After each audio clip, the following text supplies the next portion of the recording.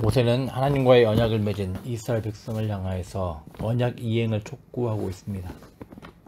어제는 이스라엘 백성들이 언약 이행을 하지 않고 계속해서 우상 숭배를 하게 될 때 여호와 하나님께서는 진노하시고 반드시 징계를 주신다고 살펴봤습니다. 불행하게도 오늘 본문에서 이스라엘 백성들은 이 하나님과의 언약을 이행하지 않고 약속의 땅에서 쫓겨나 결국 포로로 살아갈 것을 예견되고 있습니다. 오늘 본문은 이런 상황들을 염두에 두고 시작을 하는 겁니다. 하지만 오늘 본문을 보면 이걸로 끝나지 않고 하나님께서 이스라엘 백성들이 사는 길을 보이심을 알게 됩니다. 사실 하나님의 징계만 본다 하더라도 이 징계에는 살 길에 대한 희망이 나타납니다. 하나님께서 이스라엘 백성들을 징계하셨습니다. 그리고 징계하실 겁니다. 그렇지만 완전히 멸하지 않으시고 다 멸하지 않으실 겁니다. 비록 약속의 땅에서 쫓겨난다 할지라도 희망의 여지가 넌지시 남겨져 있는 겁니다. 어쨌든 하나님께서는 이렇게 이스라엘 백성들에게 사는 길을 보이셨습니다. 이번 사는 길, 살 길이 뭡니까? 쫓겨간 모든 나라에서 언약과 관련된 내용이 마음에서 기억이 나면 하나님께로 돌이키는 겁니다. 그리고 말씀에 순종하는 겁니다. 방향 전환하는 겁니다. 하나님께서 이스라엘 백성들을 포로에서 돌아오게 하실 것입니다. 심지어 하나님께서는 이스라엘 백성들이 아무리 먼 곳에 있다 할지라도 이들을 돌이키게 하신다는 겁니다. 4절 말씀 읽어보겠습니다. 네 쫓겨간 자들이 하늘가에 있을지라도 내 하나님 여호와께서 거기서 너를 모으실 것이며 거기서부터 너를 이끄실 것이라. 아멘. 무슨 말입니까? 여호와 하나님의 주권이 미치지 아니하는 영역인 없다라는 겁니다. 아무리 불가능해 보이는 상황이어도 하나님의 백성을 향한 하나님의 주권이 미치지 못하는 영역은 없다라는 겁니다. 이 말씀을 듣고 있는 이스라엘 백성들에게 사실 이런 상황들은 아직 멀게만 느껴질 것입니다. 아직 약속의 땅에서 살고 있지도 못하는데 자신들이 하나님을 떠나 우상 숭배를 끊임없이 할 거라는 사실들, 자신들이 포로로 끌려간다는 사실들, 그리고 포로로 끌려간 자들을 하나님께서는 돌이키게 하실 거라는 사건 등등, 이들은 상상을 하지 못할 상황인 겁니다. 자, 그런데 어떻게 이런 일들이 가능하겠습니까? 감사하게도 하나님께서 말씀하셨기에 반드시 이루어질 것이라고 하는 겁니다. 또 감사하게도 이 말씀은 결코 어렵거나 또 멀리 있지 않고 아주 가까운 곳, 바로 이스라엘 백성들의 입과 마음에 있다고 하는 겁니다. 그러니 이스라엘 백성들은 핑계치 못하는 겁니다. 어느 날 하나님께서 자신들에게 관심을 두지 않으셨다고 하나님을 향해서 비방을 하며 반박을 할 수 없다라는 겁니다. 우리 하나님께서는 얼마든지 행하실 수 있는 분이라고 분명히 선언을 하는 겁니다.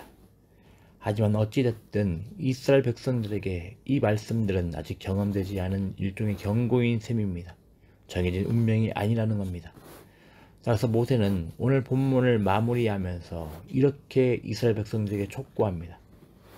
오늘 생명과 복, 사망과 화를 네 앞에 두었는데, 네 앞에 하나님께서 두셨는데 어찌하라는 겁니까? 선택하라는 겁니다. 생명과 복을 선택을 하라는 겁니다. 자, 마지막으로 불행히도 이스라엘 백성들을 향한 이 경고의 말씀들은 그대로 성취되게 되는데, 이렇게 성취된 오늘 본문을 통해서 우리가 더 알아볼 수 있는 내용들이 있습니다. 무엇이냐면, 이렇게 하나님께 우상 숭배하여서 약속의 땅에 쫓겨나 포로로 살아가는 상황이 펼쳐진다 할지라도, 이런 상황 가운데서 감사하게도 하나님의 백성을 향한 하나님의 주권 또한 실패하지 않았다라는 겁니다. 하나님의 백성을 향한 은혜 또한 끝나지 않았다라는 겁니다.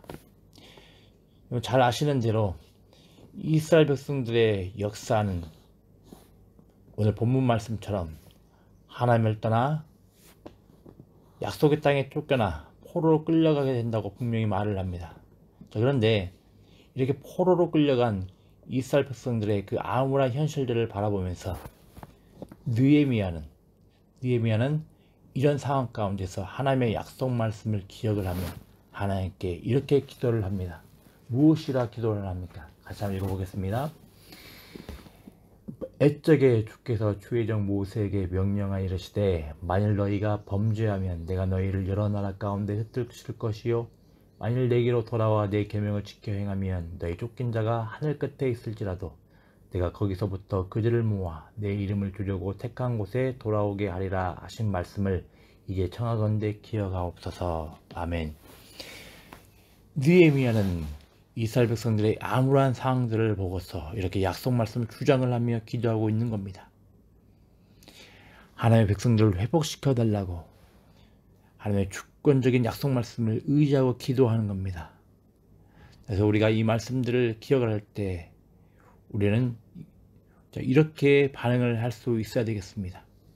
혹여라도 하나님과의 관계 안에서 우리의 연약함과 부족함으로 인해서 실패하고 낙담하고 좌절하였을 때, 괴로운 상황 가운데 살아갈 때 우리가 무엇을 기억해야 되겠습니까?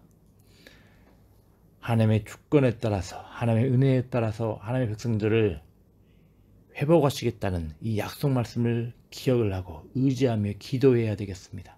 하나님께서 우리 하나님의 백성들을 반드시 회복시키실 것입니다. 이어서 우리가 더 살펴볼 수 있는 내용들이 있습니다. 오늘 본문 11절부터 14절 이 말씀들은 바울이 로마서에서 이 본문들을 인용하여서 로마서 10장에서 이 본문들을 인용하여서 율법으로 말미암는 의가 아닌 믿음으로 말미암는 의의 맥락 가운데 사용함을 보게 됩니다.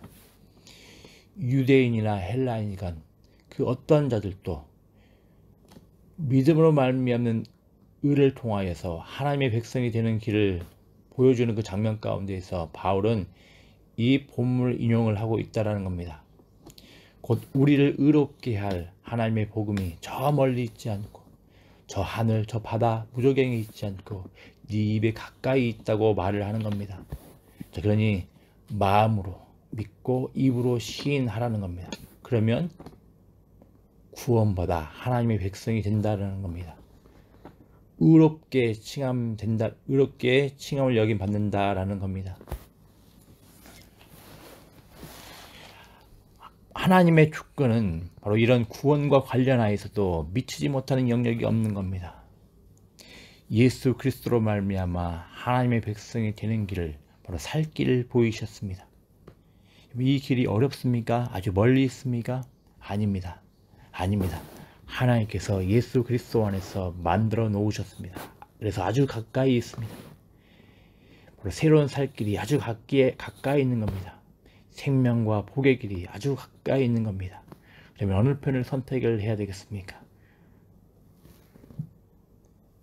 아주 가까이에 있는 새로운 살 길, 생명과 복의 길, 바로 예수 그리스도를 선택해야 되겠습니다. 복음을 선택을 해야 되겠습니다. 하나님께서 생명과 복을 예수 안에 두셨습니다.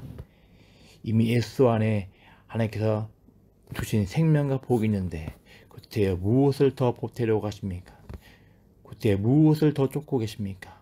예수로 인하여서 만족하며 예수 안에 있는 생명과 복 안에서 하나님께서 주신 풍성한 은혜와 그리고 풍성한 복들을 경험할 수 있도록 우리 아버지 하나님께 간구하며 또 아버지 하나님께 의지하며 나갈 수 있는 복된 우리 광주 영광께 될 수 있도록 은혜 더하여 주시옵소서. 기도합니다. 아버지 하나님 우리가 하나님께서 예수 안에서 마련해 놓으신 생명과 복의 길을 선택할 수 있도록 은혜 더하여 주시길 소망합니다. 하나님, 생명과 복이 예수 안에 있음에 우리가 어딜 쫓으리이까? 우리가 어딜 가리리까? 누구를 쫓으리이까? 하나님, 예수 안에 있는 생명과 복을 온전히 경험할 수 있도록 은혜 더하여 주시옵소서. 하나님, 예수 안에 있는 생명과 복들을 늘 날마다 매일매일 풍성히 누려갈 수 있도록 은혜 더하여 주시길 소망합니다. 혹여라도 아버지 하나님, 하나님과 관계 안에서 하나님을 떠나서 실패와 좌절과 낙담 가운데 살아나가고 있습니까? 하나님, 예수를 기억할 수 있도록 은혜 더하여 주시옵소서. 예수 안에 생명과 복이 있음을 기억을 하고 예수로 돌이킬 수 있도록 은혜 더하여 주시길 소망합니다. 그래서 하나님께서 주시는 풍성한 은혜를 누리며 살아갈 수 있도록 은혜 더하여 주시옵소서. 예수님의 이름으로 기도드리옵나이다. 아멘.